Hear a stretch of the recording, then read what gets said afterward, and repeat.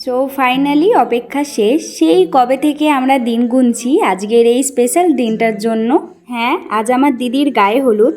আমরা সবাই ভীষণ এক্সাইটেড ছিলাম এই দিনটার জন্য।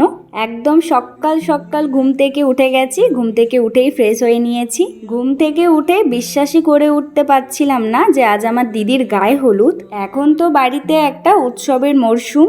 এখানে মা স্ত্রী আচারের জন্য সব ডালাগুলোকে সুন্দরভাবে সাজিয়ে দিয়েছে। সকাল সকাল হলুদ চন্দ্রমল্লিকা চলে এসেছে খোপায় গোজার জন্য। এদিকে ছাদনাতলায় আলপনার কাজও শুরু হয়ে গেছে। কি সুন্দর হয়েছে দেখো, এখনো পুরোটা কমপ্লিট হয়নি।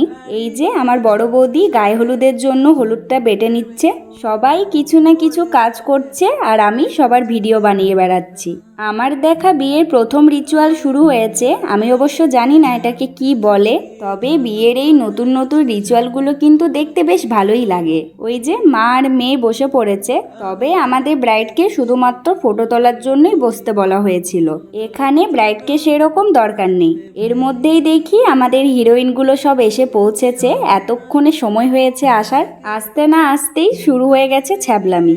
এসে পৌঁছালো না, আবার শুরু করে দিয়েছে শাড়ি পরাতে। এই যে আমিও শাড়ি পরে নিয়েছি। আমায় সুরবিদি খুব সুন্দর করে মনের মতো করে আর্ট পরে শাড়ি পরিয়ে দিয়েছে। মাঝে মধ্যে একবার করে দেখতে যাচ্ছি আমাদের ছাড়াই গায়ে হলুদ শুরু করে দিয়েছে কিনা।